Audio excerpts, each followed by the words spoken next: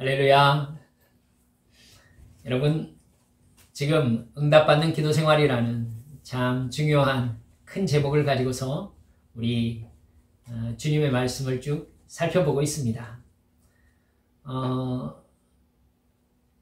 여러분, 우리가 지금 하나님께서 우리들에게 하나님의 말씀을 주시는 방법에 대해서 지금 살펴보고 있거든요. 잊지 마시라고 다시 한번 말씀드립니다. 첫 번째가 무엇이었습니까?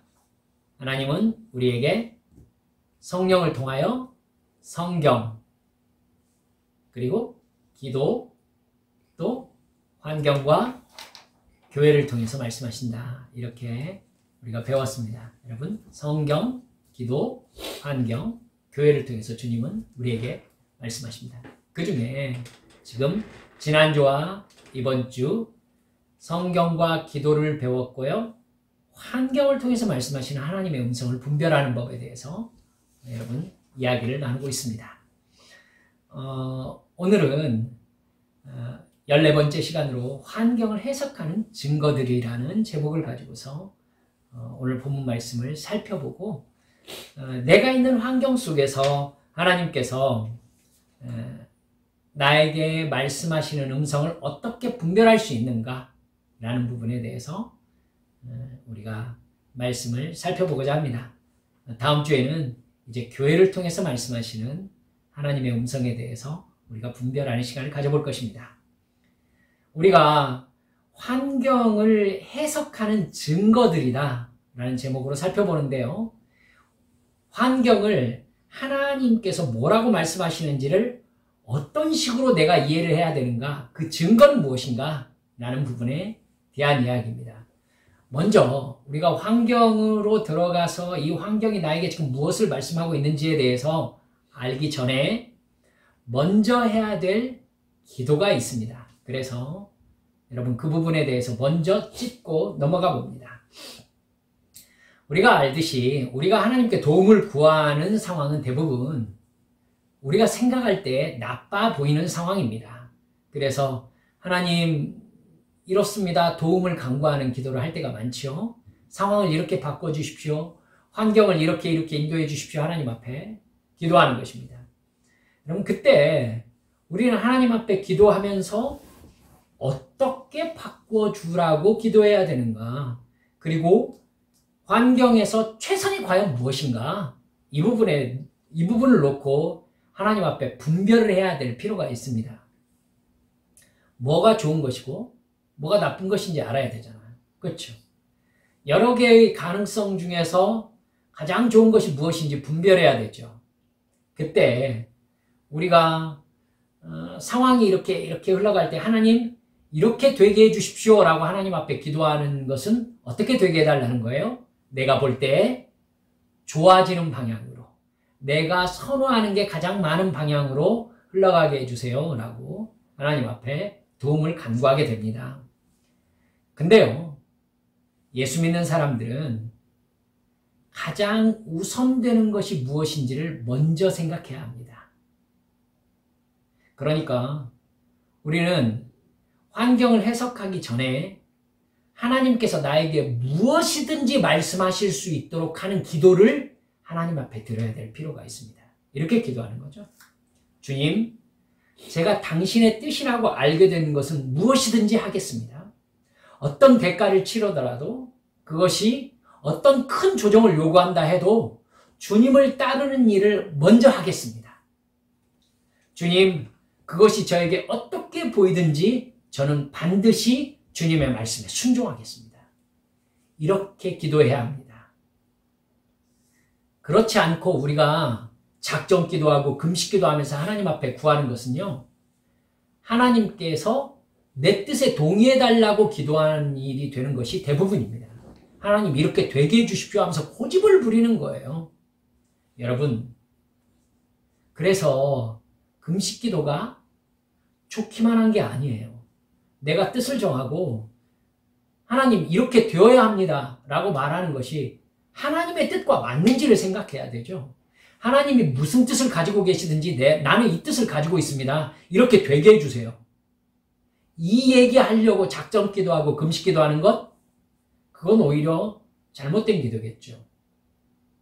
그게 하나님의 뜻에 합당하지 않으면요, 오히려 마귀가 좋아하는 기도가 될 수 있어요. 그러니까 이 환경을 놓고 하나님, 하나님의 뜻이 무엇입니까? 라고 기도를 하려면요, 하나님, 이 환경을 통하여 나에게 말씀하시는 하나님의 말씀이 무엇이 되었든지 간에 저는 그것에 순종할 것입니다. 라는 고백과 약속을 먼저 해야 된다는 겁니다. 그래야 하나님께서 나에게 주시고 싶은 말씀을 자연스럽게, 자유롭게 하실 수 있겠죠. 내가 듣고 싶은 말이 정해져 있으면요, 하나님이 무슨 말을 해도 그건 내가 듣고 싶은 말이 아니니까 하나님의 말이 아니야 라고 하면서 옆으로 치워놓게 됩니다. 그럼 하나님하고 진짜 교제를 할 수가 없어요. 그렇죠? 여러분, 그러니까 우리가 환경을 분별하기 전에 반드시 먼저 진행해야 되는 것은 이 환경을 통하여 나에게 말씀하시는 하나님의 말씀이 무엇이 되었든지 저는 그것을 순종하겠습니다 라는 고백부터 해야 된다는 것입니다. 아멘.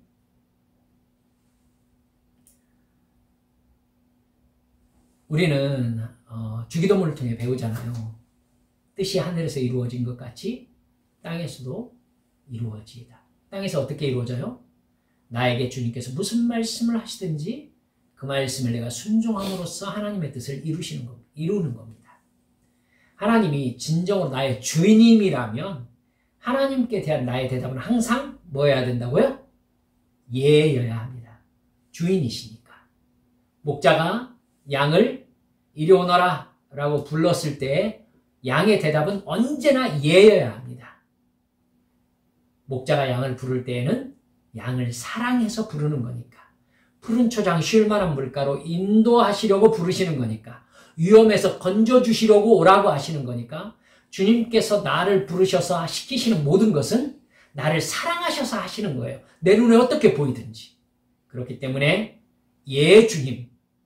주님의 음성이라고 깨달아지는 것에 대한 모든 나의 대답은 예여야 한다라는 걸 우리 사랑하는 성도님들 잊지 마시기 바랍니다.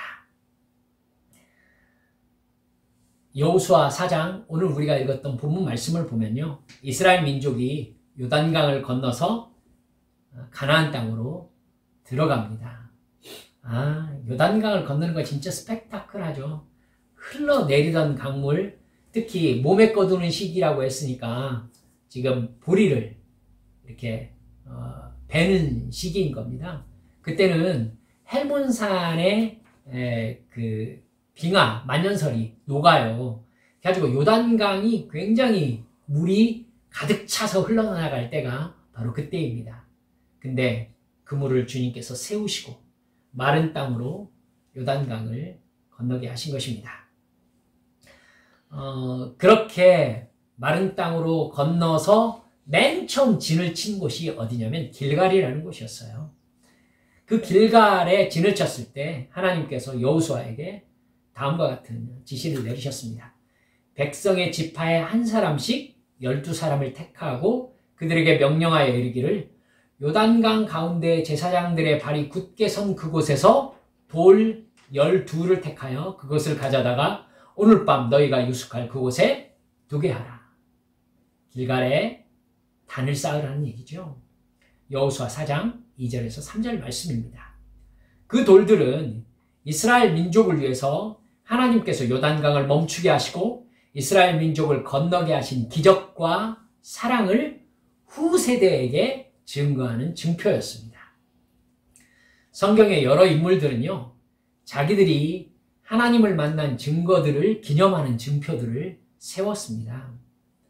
출애굽기 17장 15절 16절 말씀을 보면요, 모세는 아말렉을 하나님의 도움으로 물리친 후에 제단을 쌓고 그 제단을 내서 뭐라고 했냐면은 여호와 니시, 승리의 여호와 하나님, 승리를 주시는 하나님이라고 이름을 붙였습니다.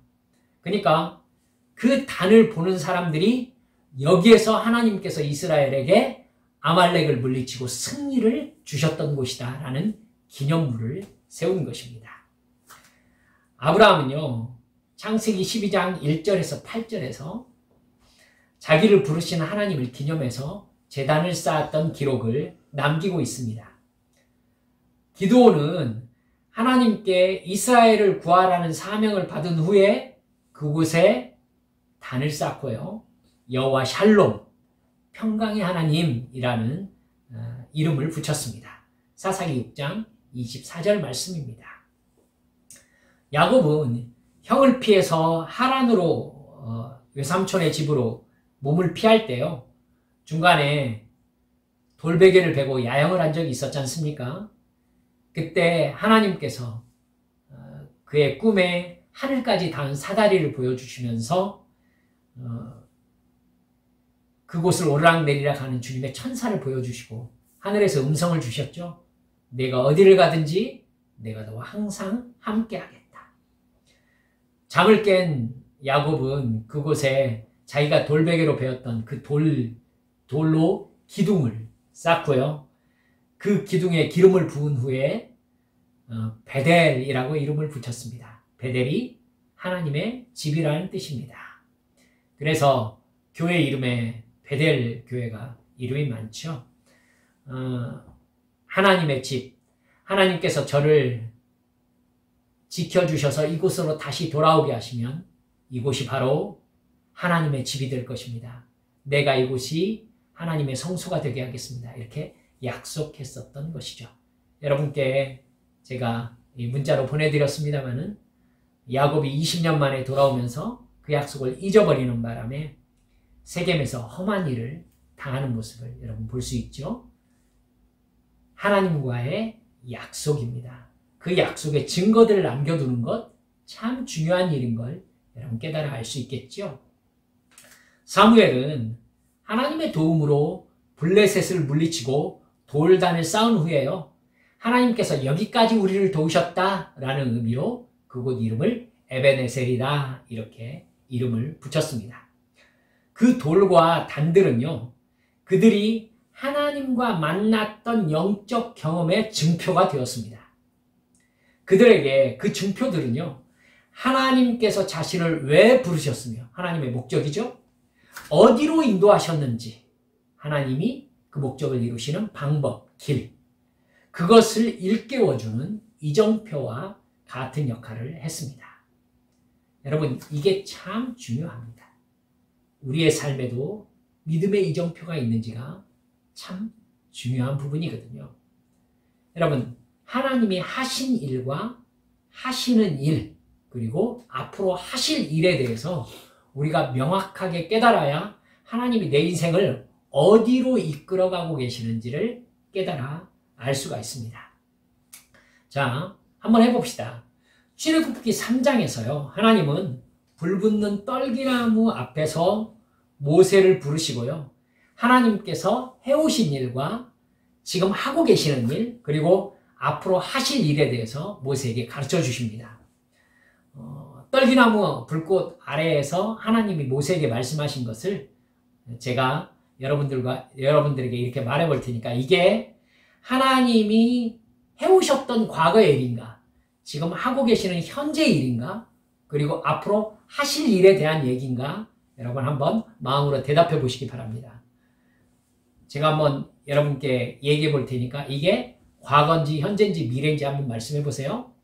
나는 내 조상의 하나님이니 아브라함의 하나님, 이삭의 하나님, 야곱의 하나님이다. 이건 과거죠. 해오셨던 일입니다. 내가 애굽에 있는 내 백성의 고통을 분명히 보고 그들의 감독자로 말미암아 부르짖음을 듣고 그 근심을 알고, 이건 언제 시점입니까? 지금 시점이죠. 현재의 시점입니다. 내 백성의 고통을 분명히 보고 내가 내려가서 그들을 애굽인의 손에서 건져내고 그들을 그 땅에서 인도하여, 이게 지금 하나님께서 지금 하고 계시는 일이죠. 그리고 미래의 일도 같이 포함되어 있습니다. 이제 내가 너를 바로에게 보내어 너에게 내 백성 이스라엘 자손을 애굽에서 인도하여 내게 하리라. 모세에게 지금 모세의 시점으로 볼 때 언제 될 일입니까? 앞으로 되어지는 일에 대해서 얘기하고 계시죠. 내가 반드시 너와 함께 있으리라. 네가 그 백성을 애굽에서 인도하여 낸 후에 너희가 이 산에서 하나님을 섬기리니 이것이 내가 너를 보낸 증거니라. 이건 과거입니까? 현재입니까? 미래입니까? 미래입니다. 내가 말하였거니와 내가 너희를 애굽의 고난 중에서 인도하여 내어 젖과 꿀이 흐르는 땅 곧 가나안 족속 뭐 이렇게 여부스 족속, 브리스 족속, 기르가스 족속 이렇게 쭉 말씀하시거든요. 땅으로 올라가게 하리라 하셨다. 이거 앞으로 하나님께서 하실 일입니다. 내가 애굽 사람으로 이 백성에게 은혜를 입히게 할지라 너희가 나갈 때 빈손으로 가지 아니하리니 여인들은 모두 그 이웃의 사람과 자기 집에 거류하는 여인에게 은폐물과 금폐물과 의복을 구하여 너희의 자녀를 꾸미라. 애굽 사람들의 물품을 취하리라. 이건 앞으로 된 일에 대한 말씀인 것입니다. 하나님은요, 모세가 하나님의 부르심 앞에서 하나님이 지금까지 해오셨던 일, 그리고 지금 하고 계시는 일, 그리고 앞으로 하실 일에 대해서 가르쳐 주셨습니다. 모세가 하나님이 이렇게 일해 오셨고 지금 이 일을 하고 계시고 앞으로 이 일을 하신다는 것은 내가 하나님의 부름에 응답해서 해야 될 일이 무엇이구나 라는 것을 깨닫게 해주시기 위해서였습니다. 하나님은 에레미야에게 이렇게 말씀하신 적이 있습니다. 내가 너를 모태에 짓기 전에 너를 알았고 네가 태에서 나오기 전에 너를 성별하였고 너를 여러 나라의 선지자로 세웠노라. 여러분, 하나님은 절대 우연이 없어요. 그냥 하시는 일이 없어요. 하나님은 하나님의 계획을 따라서 하나님의 뜻에 맞게 하나님의 사람을 택하십니다. 하나님 모르시는 건 없죠. 하나님이 나의 인생에서 새로운 단계나 방향으로 옮겨가는 준비를 시키실 때 그것은요, 언제나 하나님이 이미 내 인생 안에서 해오시던 일의 순서대로 이루어집니다. 하나님은 옆길로 새거나 의미 없이 돌아가시는 일이 없어요. 하나님은 자신의 거룩하신 목적을 마음에 두고 나의 성품을 질서 있게 빚어가십니다. 그래서 우리가 오늘 말씀을 통해서 하나님께서 내 인생에서 무엇을 해오셨고 지금 내 인생에서 무엇을 하고 계시고 앞으로 무엇을 하실 것인가에 대해서 알 수 있는 내 인생의 증표들이 있는지를 확인하는 시간을 가져야 될 필요가 있는 겁니다. 내 인생에, 여러분 짧은 인생이지만 지금 여기까지 내 인생이 오는 과정을 이렇게 돌아보면 어떤 코너들이 있죠. 이렇게 돌기도 했고 멈추기도 했고 넘어지기도 했고 후퇴하기도 했고 앞으로 나오기도 했고 여러 번 코너를 돌아서 지금 여기에 있을 거 아니겠습니까? 하나님은요, 틀림없이 내가 알지 못하는 순간이었을지라도 누군가를 통해서 혹은 어떤 일을 통해서 나를 여기까지 이끌어 오신 것입니다. 혹시 내 인생의 코너를 돌아보면서 하나님께서 그때 그 일, 그 사람을 통해서 나를 이 걸음으로, 이 코스로 가게 하셨구나 이렇게 생각되는 일이 있습니까? 여러분, 우리 믿음의 성도들에게서 가장 중요한 인생의 어떤 하나님의 뜻과 하나님이 나를 인도하시는 그 어떤 부분에 있어서 증거가 될 만한 일이 뭐냐면요, 가족이 생기는 일입니다. 가족이 생기는 일. 내가 이 사람과 하나님께서 결혼하게 하셨을 텐데 하나님이 그렇다면은 이 사람과 만들어가는 인생의 방향을 어디로 이끌고 싶어 하셨던 것일까? 돌아볼 필요가 있습니다. 여러분, 그리고 여러분들께서 아이를 낳으셨겠지만은 여러 성도님들이 낳고 키우셨지만은 알 수 없는 게 사람이죠. 자녀의 마음 여러분들 다 압니까? 얘가 왜 이렇게 행동하는지 어떻게 압니까? 알지 못합니다. 그래서 저 역시도 셋이나 키웠습니다만은 얘네들이 왜 이렇게 행동하는지, 왜 이렇게 말하는지, 누구에게서 이걸 배웠는지 수수께끼개처럼 알 수 없을 때가 참 많이 있습니다. 여러분, 그 속에서 공감의 반응들을 제가 지금 받고 있습니다. 여러분, 우리는 알지 못합니다. 하지만 믿는 거 있으니 하나님께서 나의 삶을 지금 사랑의 손길로 인도하고 계시는 중이라는 확신입니다. 그렇기 때문에 나의 주변에서 내 가족이라는 상황을 볼 때에 하나님은 내 인생을 어느 쪽으로 어떤 방향으로 인도하고 계시는가에 대해서 이런 분위기를 알 수 있어요. 여러분이 일하시는 상황 속에서 만나는 사람들이 있지 않습니까? 여러분이 하게 되시는 일들, 이 일을 통해서는 하나님께서 무엇을 하고 싶으셨을까요? 혹시 여러분들이 경험한 그 어떤 일들을 통해서 하나님께서 결정적으로 간섭하심으로 말미암아 어떤 일들이 바뀌든지 아니면 해결되든지 그런 일들을 경험한 적이 있으십니까?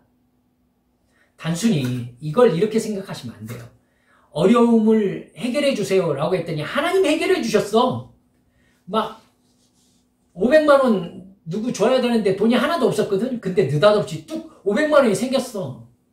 지금 이런 정도의 경험을 얘기하고자 하는 게 아니에요. 그것도 중요하지만 정말 중요한 건 뭐냐면 내가 인생의 코너에서 하나님께서 그 일에 개입하심으로 말미암아 나를 이렇게 내 마음을 바꾸심으로 말미암아 내가 이 길로 가게 되고 이 만남으로 가게 되고 이 과정을 통해서 하나님께서 그렇게 하시려고 혹은 하나님께서 이 일을 하고 싶으셔서 나를 그렇게 인도해 가셨구나 라고 깨달을 만한 만남과 깨달을 만한 사건들이 기억이 나시느냐 하는 것입니다.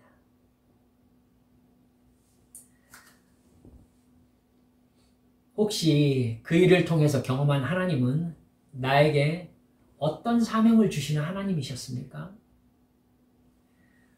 그 일을 통해서 하나님께서 나를 어느 길로 인도하려 하신다는 것을 깨달았습니까?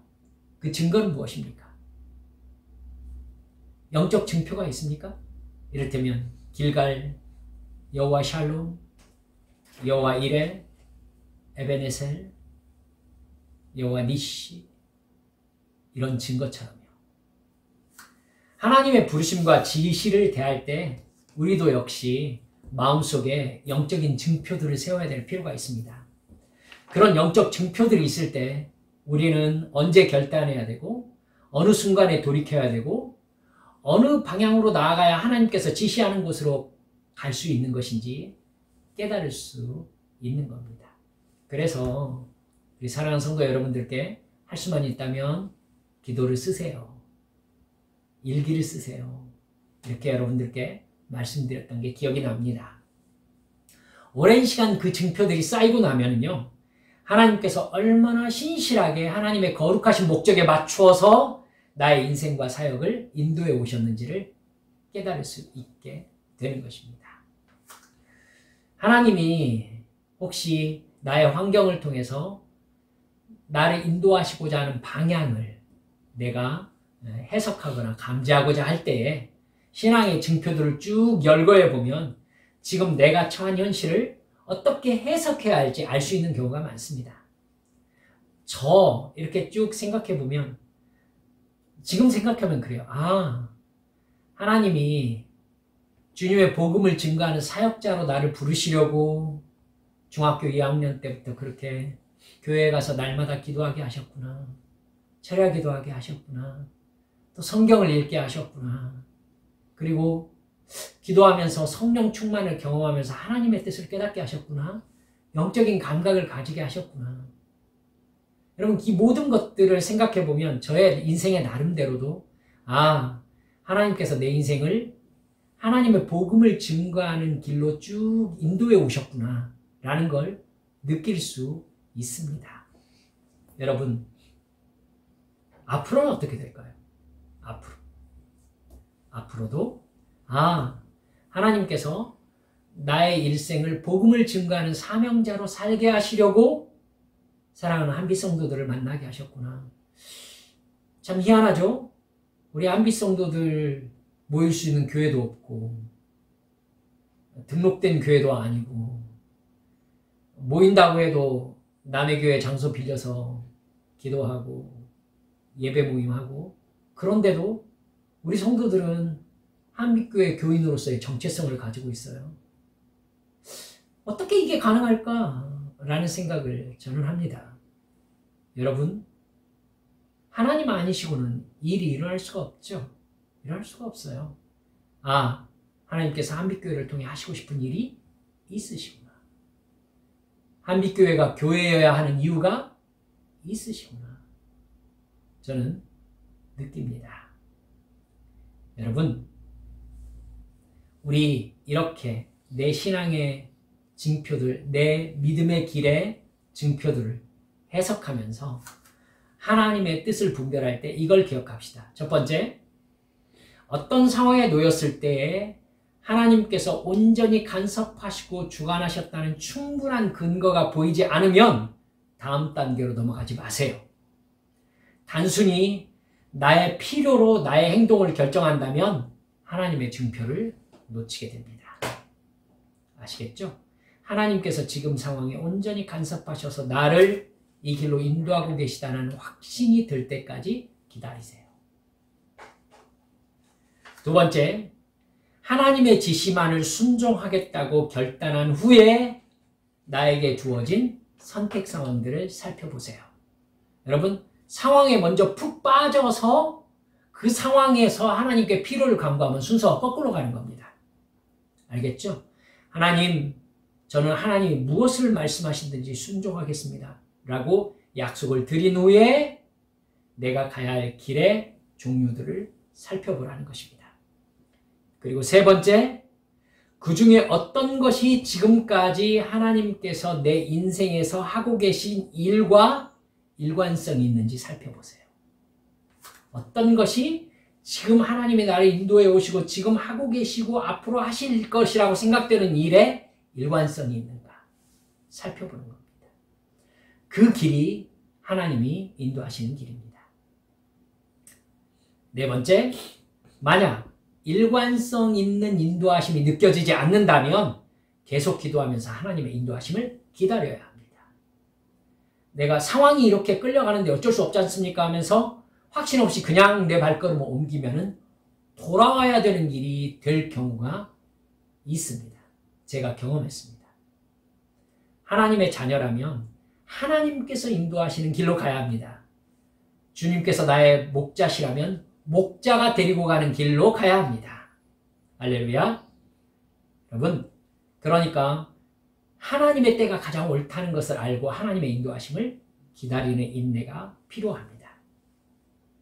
환경이 하나님이 말씀하시는 것과 일직선상이 되지 않으면요, 아직 때가 되지 않았다는 증거입니다. 그때는 하나님이 하나님의 때를 계시하실 때까지 기다려야 되는 것이죠. 말씀을 마쳐봅니다. 내가 결정하기 이전에요, 결정되었던 내 삶의 요소들, 그러니까 내가 의지를 가지고서 하지 않았던 내 인생의 요소들이 있어요. 예를 들면 나는 내 아버지와 내 어머니를 결정할 수는 없었잖아요. 그렇죠? 근데 그건 내가 태어나고 보니까 결정된 상황이었어요. 틀림없이 그 안에 하나님의 뜻이 들어있습니다. 이해하시겠죠? 여러분, 틀림없이 들어있습니다. 그리고 내가 하나님 앞에 하나님이라는 신과 예수 그리스도의 십자가 대속의 죽음과 부활을 깨닫고 구원을 받았던 경험, 하나님이 나를 부르고 계시는구나. 부르심을 받았던 경험. 그 경험, 그리고 내 인생길의 방향을 바꾼 결정들 속에 분명히 하나님의 뜻이 들어있습니다. 그때 그 교회, 그때 만났던 그 사람, 그때 경험했던 그 일, 그 속에서 하나님이 나를 어느 길로 가게 하시려고 하셨구나. 하나님이 나에게 이렇게 인도하고 싶으셨구나. 내가 그걸 순종했더니 이렇게 되었구나. 때로는 불순종했더니 그때 이걸 경험했던 거였구나. 이렇게 해서 과거를 해석할 수 있는 영적인 눈이 열려야 돼요. 그러면 그 결과 지금 이 일이 진행되고 있구나. 오케이.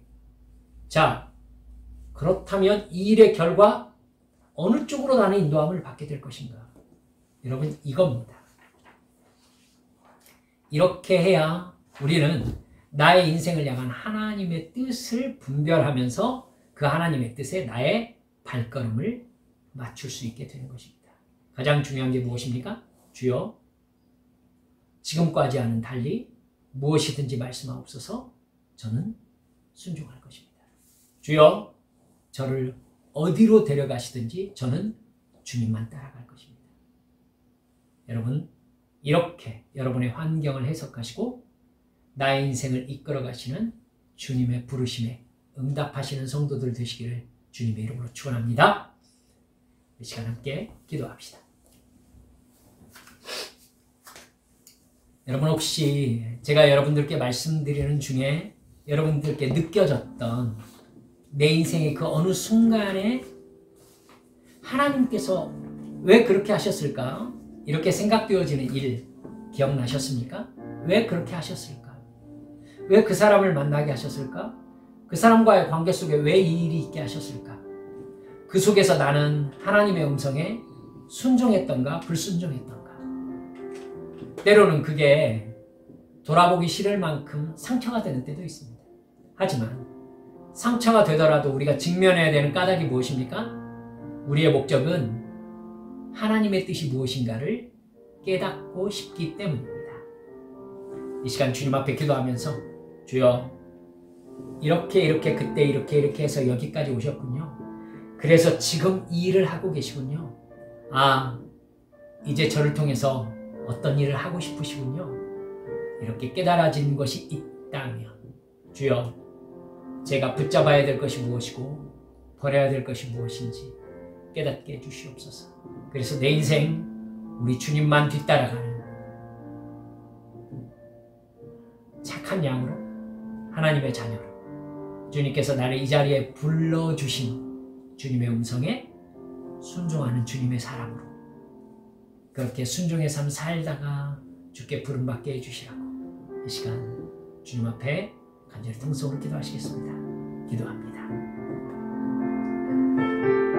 아버지 하나님,